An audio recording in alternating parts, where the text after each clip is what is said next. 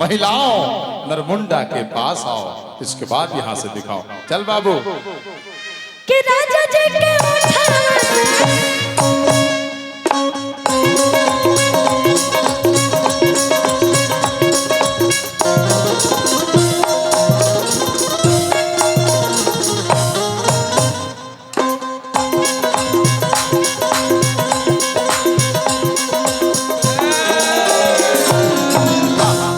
हार गई तुम आओ। अब तेरी बारी है, आओ। आप ऐसे बातें कर रहे हो, लोग डर जा रहे हैं। आओ, आज मैं तेरा भी शुद्धिकरण कर दूं। आज तेरा भी शुद्धिकरण करूंगा। उसके बाद प्रातः काल होते ही मैं तुम्हारे कक्ष में आके विश्राम करूंगा। चलो सुंदरी आओ। कि राजा जी के उठावे से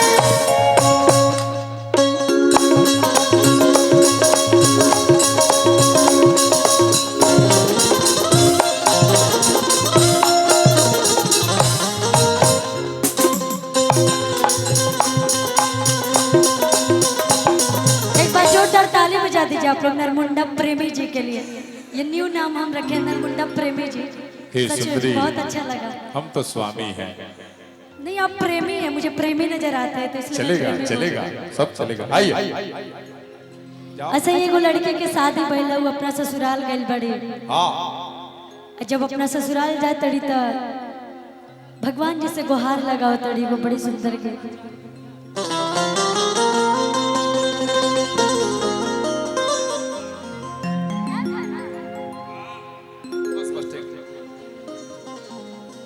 जब अपना ससुराल जाए तड़ी, नया नया शादी भइल बटे, और ये गीत गोलू भैया के हा ये इतना पसंद बा कि हम हर मंच पे गाइले।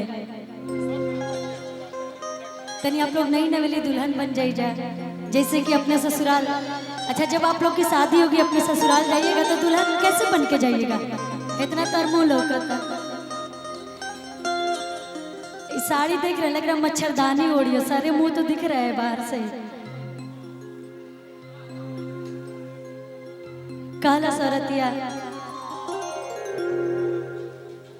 के सोने सोने भागवा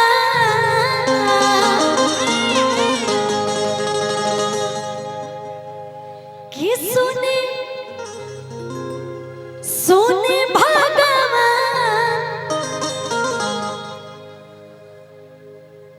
जन बिहान होके दे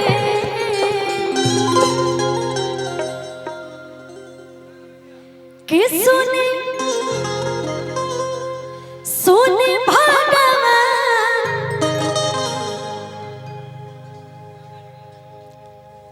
बड़ी सुंदर भाव लग रहे का। आई कि आज हा पहिला मिलनवा मिलल सजने के सजनवा हमर अंगन गुलाब नियन खिलल बदनवा सुनी सुनी भगवान जन बिहान होके दे आज राजा जी के कुरल में जवन होके दे आज राजा जी के कुरल में जवन होके दे आज पहिला मिलन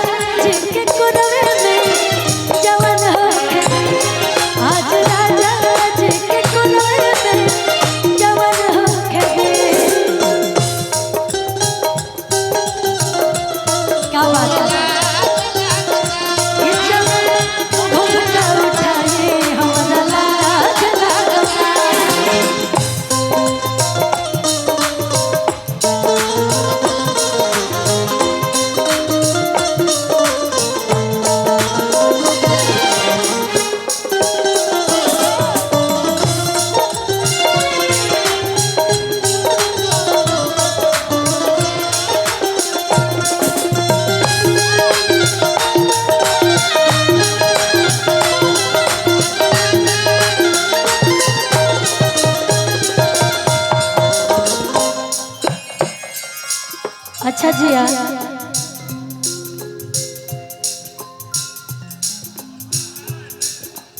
शादी हो गए भैया आपका?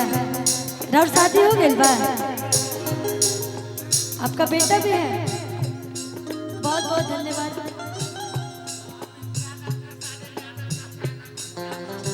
अमित यादव जी हैं।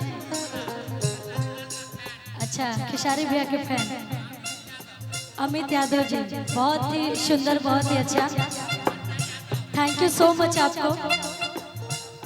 कि सुनी सुनी भगवान जब बिहान होके दे, सुनी सुनी भगवान जब बिहान होके दे,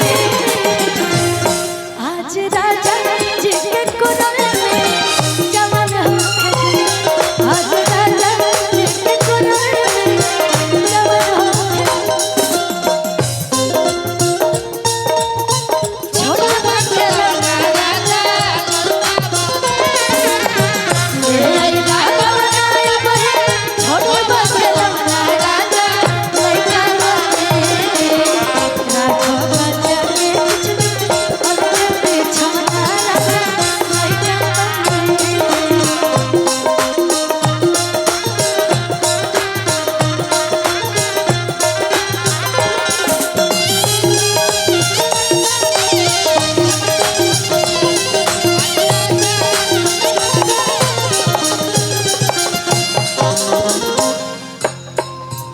और अतिया कहले कि आज भर तनी दया कर दी हमरा पे। बड़ी सुंदर भाव रहे। राजा जी के उठावा में ओठ जब सोटे,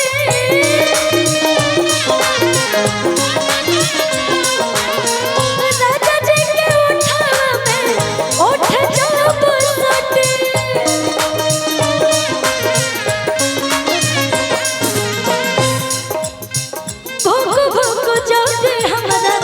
दिलवा के जागे हमरा दिलवा के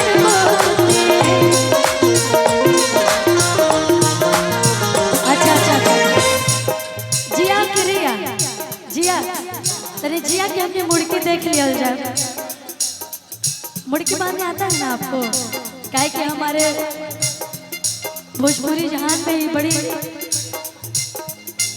सुंदर ताल होला। तनी एक बार मुड़की मार के दिखावा, बड़ी सुंदर भाव होला। राजा जी के उठावा में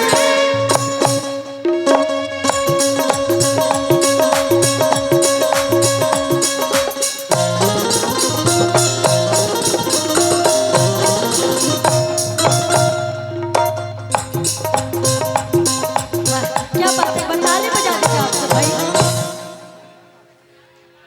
लेकिन हम दोनों लोग से ट्राई करवाएंगे एक एक करके, क्योंकि यहाँ हमारे जज बैठे हुए हैं सामने, वो लोग जज करेंगे कि कौन सबसे अच्छा मुड़के मार रही है। तो पहले जिया जी, जिया नाम है ना आपका? चलिए जिया जी पहले दिखाएंगे, उसके बाद रिया दिखाएंगे। कि राजा जी के उठावा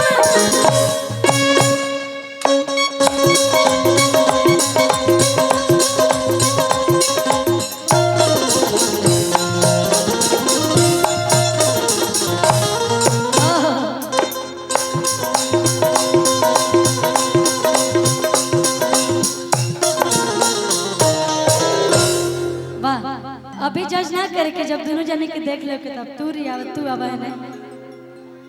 अब आपकी बारी है, देखते हैं कि के पास तक के फेल आई भैया। ओके बाद नरमुंडा जी से मरवा लीजिएगा एक बार।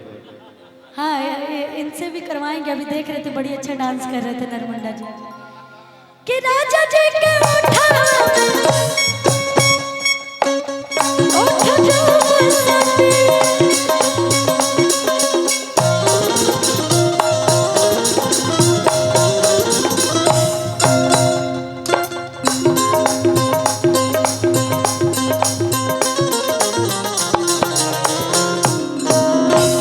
और हमारे बीच एक बड़ी सुंदर नरमुंडा प्रेमी में बोलूंगी। कंस जी नहीं छोड़िए ना, अभी नरमुंडा प्रेमी बोलते हैं क्योंकि ये बहुत व्यवहारिक इंसान है, बहुत प्रेमी है कलाकारों के। तो मैं चाहूंगी कि एक बार आप भी दिखा दीजिए अपना मुड़के, उसके बाद लोग जज करेंगे। हो जाए। अब जब कलाकारी बातों के छुपावे के कहे बटे हमर दर्शक के जब बैठल बालो देखाई का वाह सुंदरी, आज अपने भीतर का कला दिखा जो बरसों से छुपा के जनता से रखी है। आप अपने भीतर का कला दिखाइए, वो लोग दिखा चुके हैं, आपको दिखाना है अब। मैं तो आज 36 घंटे से दिखा रहा हूँ। हम नहीं देखे, अभी अभी हम देखेंगे। आओ आई भैया कि राजा जी के उठावा से उठ जब पास आओ। क्या कि राजा जी के उठावा से उठ जब सटे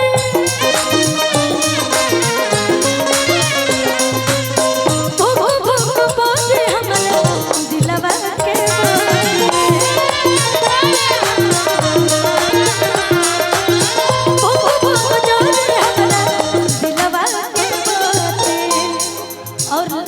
कलर का कि आज आर लब के दरिया में नहान होके दे कि आज लब के दरिया में नहान होके ए प्रिया रिया सॉरी कि आज राजा जी के कुरवे में जवान हो के आज राजा जी के कुरवे में जवान हो के आज राजा जी के कुरवे में जवान हो के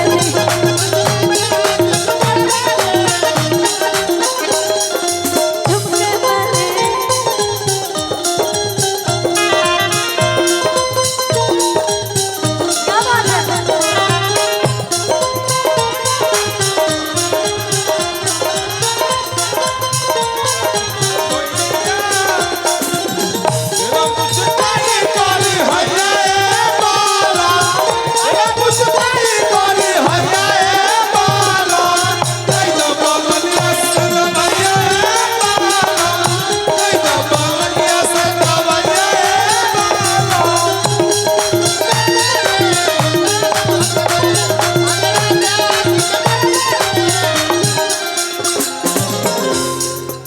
और औरतिया का काला लास्ट लाइन है गाना के ओकरा बाद से हम निहाल जी के जान के निहाल जी आप आए रोवा करके नहीं पिया कोरा जब उठाई है रोवा करके नहीं पिया कोरा जब उठाई है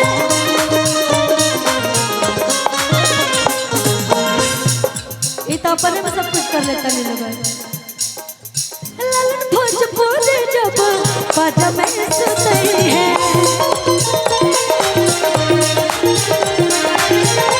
भोजपुरी जब बाजा में सुनते हैं और कलर का ये गोलू कि आज गोलू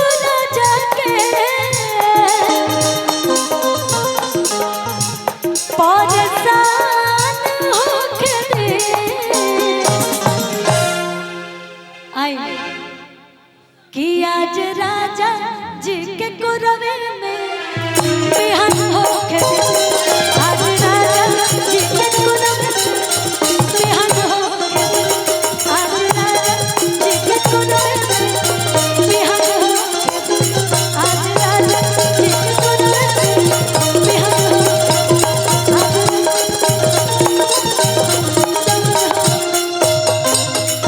वाह एक बार जोरदार ताली खुशी कक्कर के लिए आज राजा जी के कुरवे में बिहान होकर दी। बहुत बहुत पुरस्कार भाई अमित यादव।